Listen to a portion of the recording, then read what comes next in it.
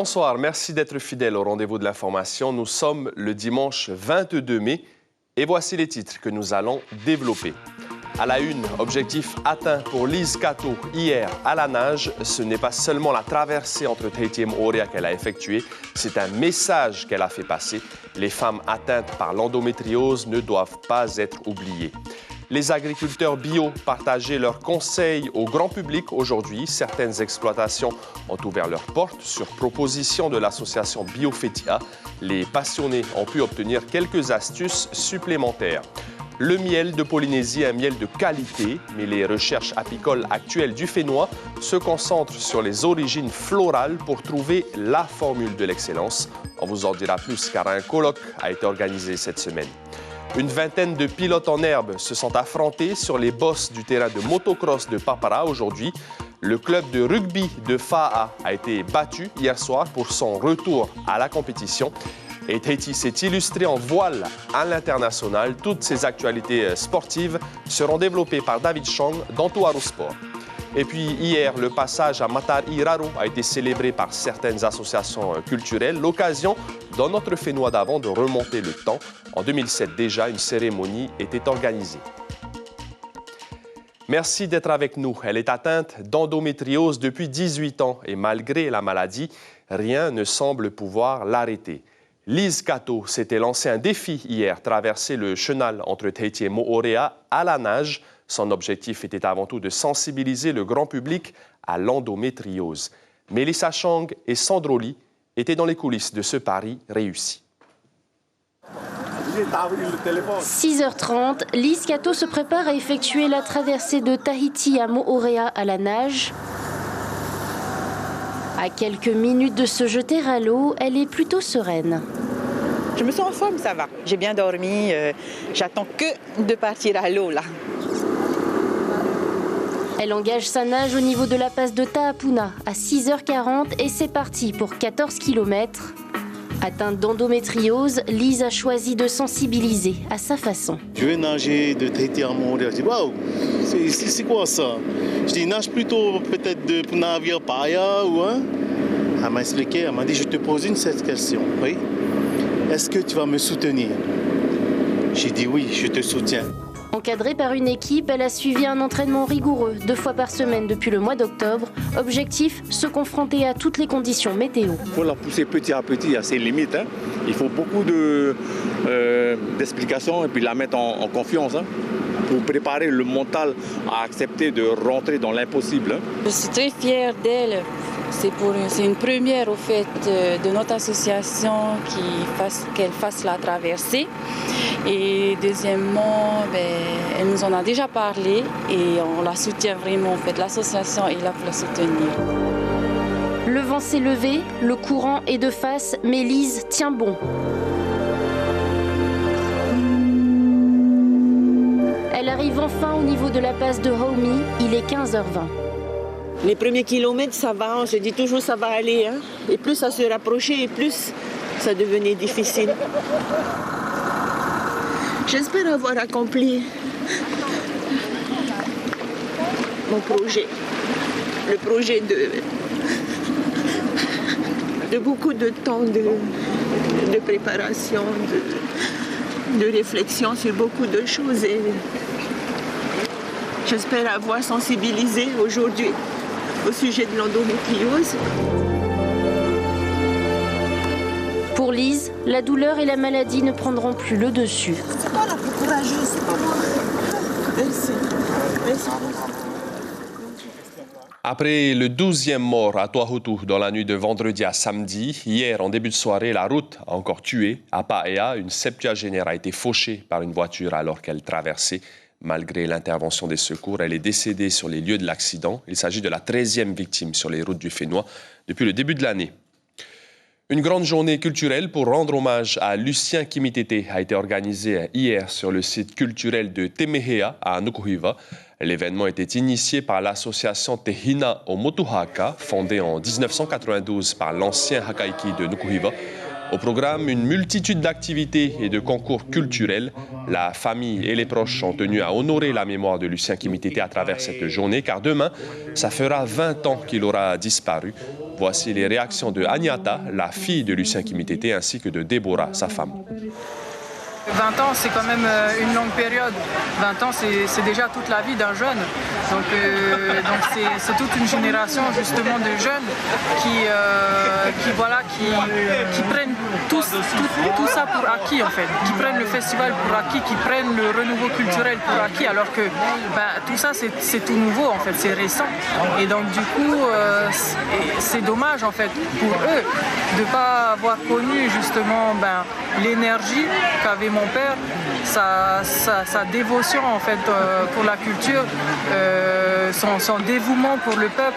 Donc toute cette jeunesse-là justement qui n'a pas connu tout son travail. Et voilà, donc c'était important justement de continuer ce devoir de mémoire et de faire en sorte que la génération d'aujourd'hui le connaissent et connaissent son nom. On a décidé d'en faire une journée pérenne de façon à ce qu'on appelle la journée patrimoine à Inana au Kimitete. Donc on espère faire ça tous les ans. Pas seulement lui rendre hommage, mais rendre aussi hommage à la culture, à tout ce qu'il a porté pendant toutes ces années, pour que cette transmission se fasse, que tout ça n'ait pas été vain. C'est-à-dire qu'il a été l'initiateur, un des initiateurs de la réappropriation culturelle. Et donc, il faut que derrière, il y ait une transmission, une mémoire aussi de tout ce qu'il a fait pour que les jeunes continuent à s'approprier et se réapproprier la culture. Sur l'antenne radio de Polynésie la première cette semaine, place au candidat de la 3e circonscription. À 7h, Bernard Teritaï pour Porinetia Rahurau répondra aux questions d'Ibrahim Ahmed Aziz et de Carlos Natua. À 7h30, c'est Sylviane Teroatea du Amouitair Aotenun à Maui qui défendra son programme. Un beau soleil aujourd'hui pour une belle journée de découverte du métier d'agriculteur bio. L'association Biofetia a organisé des portes ouvertes pour partager avec le public les qualités des produits et peut-être susciter des vocations. Nicolas Suir et Patita Savea. Associer des plantes pour une meilleure défense contre les insectes ou pour une meilleure croissance, c'est une des astuces de Touhani Pujibé. Cet agriculteur bio partage son savoir à qui veut l'entendre. Chez lui, c'est tout simplement sans aucun produit. Aujourd'hui, au niveau de l'alimentation, 90% vient de l'extérieur, donc on n'a pas assez d'agriculteurs. Plus on est, mieux c'est. Pour cette journée porte ouverte, quelques agriculteurs débutants et des consommateurs de bio venus en apprendre plus. Un papayer peut apporter de l'ombre au gingembre, comme il avait dit, parce que le gingembre a besoin d'ombre. Et le gingembre, lui, il va plutôt aussi prendre l'eau, parce que le gingembre aime beaucoup l'eau et le papayer, non. Il fallait suivre la nature, en fait, il fallait d'abord s'adapter à l'environnement dans lequel tu vas planter. Il faut observer, par exemple, si tu plantes une plante qui correspond plus à un environnement humide, tu verras qu'elle ne poussera pas bien là où c'est sec, où il n'y a pas d'arbre au-dessus, par exemple. Les visiteurs ont pu observer ces différentes variétés de gingembre, papaye, citron et banane, entre autres. Ça, c'est un taro rarotoa, taro veo. Bon, la différence de taille, déjà, on disait au niveau du goût aussi. À la fin de la visite, il est possible d'acheter ces produits. La journée est bonne pour tous. On a ce projet dans la continuité de l'écolieu de FAA, justement, de pouvoir partir sur Moréa et monter un projet de FAPO bio dans le terrain qu'on a acquis. Au plus curieux, il n'oublie pas de révéler le secret de son engrais qui provient des vers. Et leurs excréments peuvent être utilisés en tant que substrat pour faire planter des plantes dedans. Mais aussi, il va produire un liquide que je prends pour arroser les plantes. Mais quand vous allez voir devant, les tomates sont en bonne santé. Ça permet c'est un engrais, on va dire. Tu as un engrais liquide et un engrais solide. Avec des déchets, on arrive à fabriquer des engrais. Ces journées portes ouvertes sont l'occasion de rassurer ceux qui hésitent à se lancer dans l'aventure du bio. Ils observent ce qui peut être fait et tirent profit des expériences de leurs aînés. Secteur primaire toujours, comment améliorer la qualité du miel polynésien tout en préservant nos abeilles des maladies? C'était une des grandes questions du colloque de la recherche apicole de Polynésie qui s'est tenu cette semaine, car ils sont près de 400 apiculteurs professionnels à être concernés. Le Fénois produit déjà un miel de grande qualité, mais des précisions sur l'origine florale pourraient mener vers l'excellence. Chiquita Tevadarouzes et Jérôme Lee nous en disent davantage. Plus de 400 apiculteurs de tous les archipels participent depuis plus d'1 an à la caractérisation de leur miel. Autrement dit, ils veulent pouvoir déterminer l'origine florale de cet orge sucré tout droit sorti de leur production. Louise a fait analyser plusieurs miels issus de ces ruchers. Elle est au colloque pour obtenir des réponses. Quels sont les pollens dominants dans cet échantillon-là, sur telle commune-là, où j'ai pu en fait le récolter? Alors par exemple ici sur ce site-là, j'ai un pollen dominant en fait d'Anacardiaceae, et par rapport justement au colloque, si je retiens ce que Jean-François Buteau a dit, ça serait soit en fait du Montbain, soit du Vitaiti. Les miels dont on peut déterminer l'origine florale se vendent mieux, s'exploitent mieux, et on peut aussi déterminer si ces miels présentent des caractéristiques intéressantes au niveau peut-être du goût, mais aussi au niveau des oligo-éléments présents dans le miel. L'étude qui a débuté en 2020 se base sur les rapports de 2012 à aujourd'hui. Elle permettra aux apiculteurs de se situer au niveau de leurs pratiques, le but étant de cartographier les types de miel de Polynésie. Globalement, les miels sont en majorité multifloraux, quelques exceptions, notamment au niveau des Tuamotu. C'est vrai que là, on a quand même pas mal de dominance du cocotier. Pour Tahiti, on retrouve beaucoup de apapé, le russe tahitensis, qui est une espèce indigène. Forcément, on retrouve aussi des espèces envahissantes. Tous s'accordent à dire que les espèces envahissantes, telles le falcata, donnent un miel moins savoureux par rapport aux plantes endémiques, d'où une réelle réflexion sur le reboisement des vallées. Le apapé, c'est le meilleur exemple parce que c'est un arbre endémique, c'est un arbre avec un bois utile et qui fait un miel absolument formidable. Donc on avait proposé lancer des pépinières de apapé, proposer aux propriétaires terriens, une fois par an, proposer des campagnes d'abattage de falcata, identifier des zones envahies de falcata et peut-être une année, chaque année, se fixer des objectifs de reboisement avec le apapé. L'étude florale des pollens a permis de constituer une palynothèque, soit une centaine d'espèces botaniques fichées et numérisées au fur et à mesure, prochainement accessibles aux apiculteurs. Prenons la direction de Aroué désormais, le temps d'une escapade au domaine Anéané. Le passage du sentier, malheureusement, est limité car il traverse une propriété privée. Mais aujourd'hui, exceptionnellement, une centaine de randonneurs ont pu découvrir ce site. Parmi eux, Mérénie Gamblin et Teivaribé. On ne les voit peut-être pas, mais 50 pandanus grandiront sur cette montagne. Ils viennent d'être plantés par les randonneurs. Je suis en train de planter un hinano. Hinano, c'est les feuilles de pandanus. Ici, nous, on peut sensibiliser tous ceux qui sont montés pour participer au nettoyage, à la destruction de ces plantes invasives et que l'on puisse reconstituer petit à petit le parc naturel de nos espèces, ce serait top. Le Miconia prend de plus en plus de place, mais la nature continue de nous offrir ses trésors. Quand vous avez une blessure, vous frottez dessus. Ce qui fait, ça vous fait un cataplasme. On apprend plein de choses. Tu as appris quoi, par exemple? Tout ce qui est l'utilisation du pourreau, le Hibiscus thaliaceus. Donc lui, tu peux l'utiliser pour recouvrir les aliments, par exemple, faire des plats, et puis en cataplasme aussi pour les petites blessures. La centaine de promeneurs découvrent ainsi les bienfaits de la nature jusqu'à 1300 mètres d'altitude. Ça fait du bien, pas que pour moi, pour tout le reste de l'équipe aussi.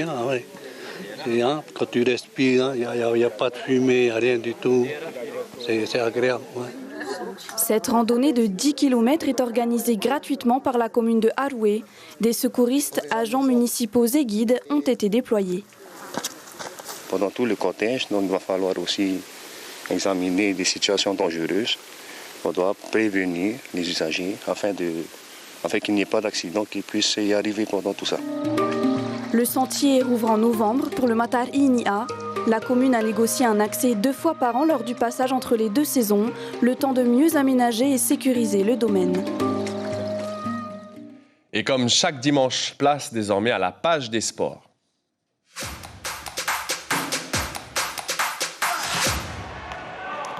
Et Touaro Sport, comme d'habitude, c'est avec David Chong. Bonsoir David. Bonsoir Malouki. Alors, on prend la direction de Papara aujourd'hui. Il y avait une petite compétition de motocross destinée aux tout-petits. Et oui, une vingtaine d'enfants y ont participé. Certains sont en pleine période d'initiation, alors que d'autres cherchent déjà la performance. Le reportage de Théophane Ter-Itoua et Sandroli.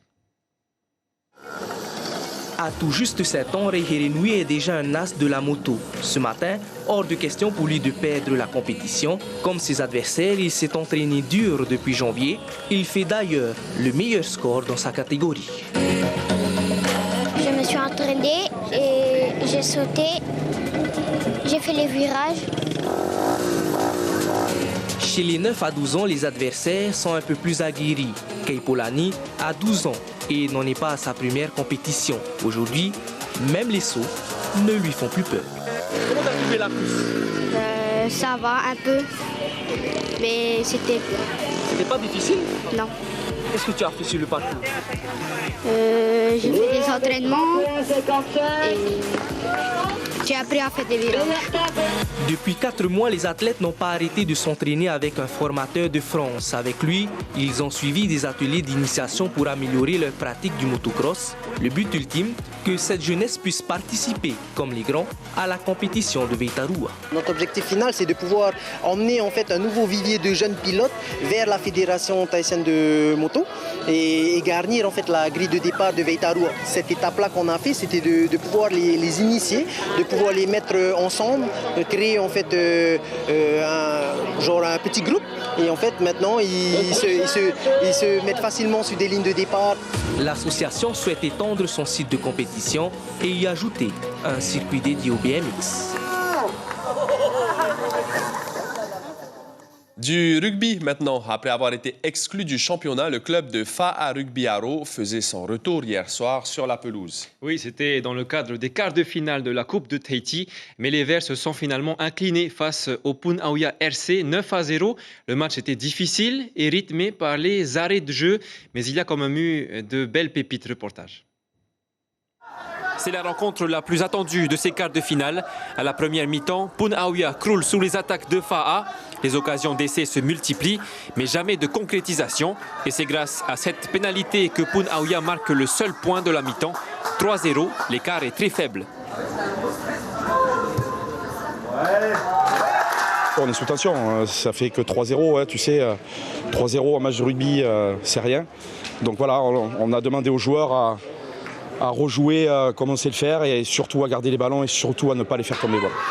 Deuxième mi-temps, Fa'a utilise ses éléments les plus puissants. Sous pression, Punahou a réussi quand même à marquer 2 drops et à résister aux assauts des Verts. La deuxième mi-temps, ça a été chaud un peu pour nous. On subissait au mêlée, mais ça allait. Juste le courage. Les 5 mètres là-bas, c'était là le plus chaud. Il fallait défendre.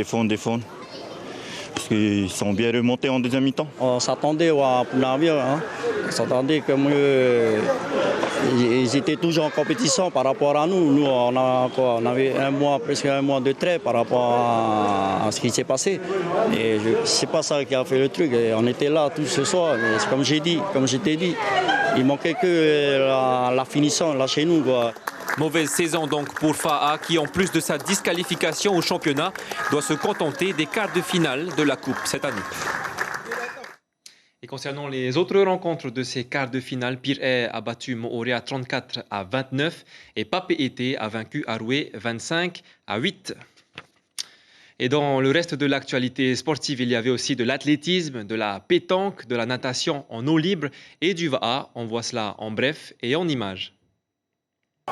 Après un an d'arrêt, la RI Matatini Race s'est déroulée hier matin à Rangiroa. 39 rameurs se sont déplacés pour réaliser les 25 km de la course. Manoté Mion s'est imposé chez les hommes seniors. La première édition de la T-Europe à Channel Crossing avait lieu ce matin. Une quarantaine de nageurs de tous les âges ont parcouru 9 km entre To'ata et Papeete. L'objectif, faire du sport, mais aussi valoriser le lagon de Tahiti et ses richesses. La Fédération polynésienne de pétanque a organisé ce matin la dernière étape de son championnat de Polynésie. Au programme, le passage des doublettes hommes et individuelles femmes. Les meilleurs joueurs de Polynésie étaient présents. Une étape qui sert aussi de sélective pour les tournois internationaux et français. En mixte et doublette hommes, Tahiti est arrivé en tête. La Fédération d'athlétisme de Polynésie a organisé samedi son meeting, un événement qui sert de préparation pour les Océaniens prévus en Australie à Mackay du 4 au 11 juin et les mini-jeux du Pacifique avec un départ prévu le 14 juin. 2 sélections différentes, 8 athlètes pour les Océaniens et 12 pour les mini-jeux. Au lancer de javelot notamment, Rangireva Colombel vient de se qualifier dans la catégorie espoir avec un lancer de 53,02 mètres. Et pour clôturer la page des sports, la Team Tahiti a créé la surprise à l'occasion des Qualifying Series de la SSL Gold Cup, la Star Sailor League, l'équivalent, David, de la Coupe du monde de football, mais en voile. Tout à fait. La Team Tahiti participera aux Final Series en octobre et en novembre prochain à Bahreïn, au Moyen-Orient, car lors des qualifications, ils ont battu des nations comme les Bermudes, Porto Rico et Antigua, qui avaient à leur bord des champions olympiques ou des participants à l'America's Cup. Tahiti était en quelque sorte le petit poussé, actuel 56e au classement SSL, mais au terme de 4 journées et 5 courses, l'équipage de Teva Plichard a pu se qualifier pour les Final Series. Et voilà, Marouki, c'est tout pour le sport de cette semaine. Merci beaucoup, David. C'est ainsi que l'on referme notre tour au sport.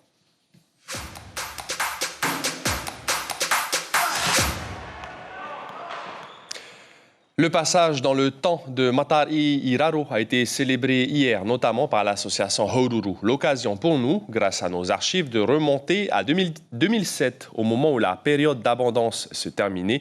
Il y a 15 ans, c'était au musée de Tahiti et des îles que la cérémonie était organisée. Mario Leroy, Nicolas Suire.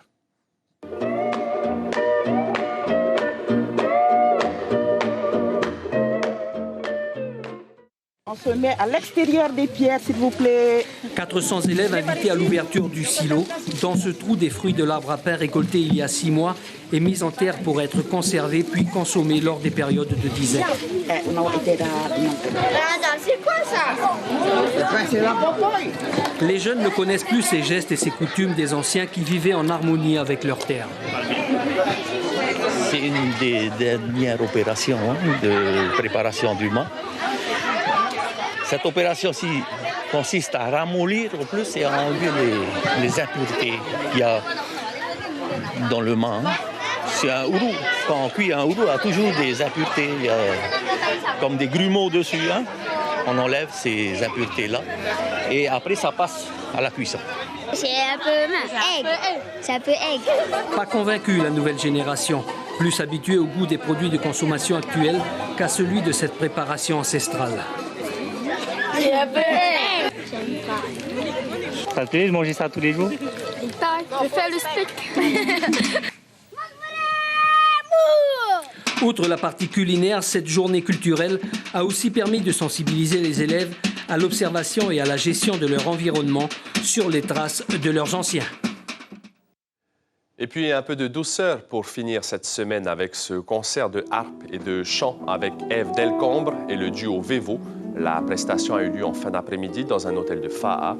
Il s'agissait d'un récital harpe classique avec des œuvres du 16e au 20e siècle, puis d'un duo harpe et voix avec Brenda Tihoni. Écoutez un petit extrait.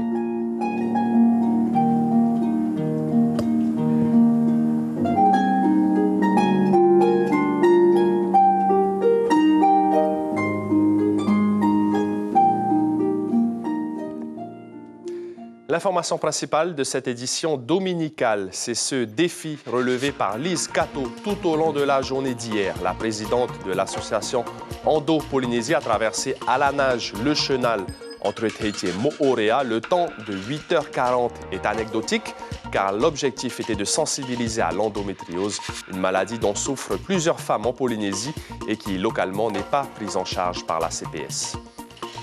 Dans l'actualité de la semaine à venir, lundi, l'ouverture du 4e comité de pilotage régional Protège à Aroué. Mardi, dernier délai pour une proposition de reprise de la dépêche de Tahiti. Et puis dimanche, le 29 mai, ce sera le jour de la fête des mères.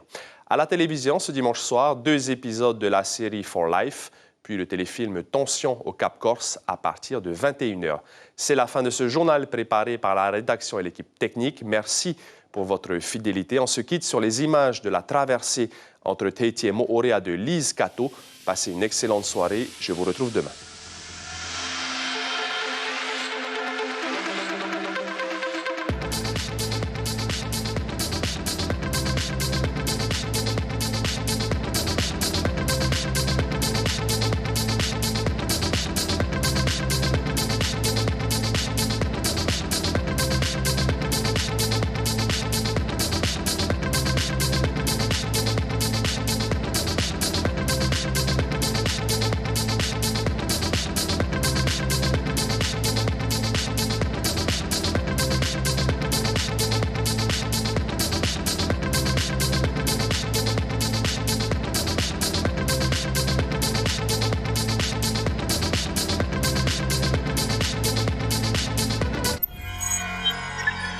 Retrouvez ce programme en replay sur notre site internet.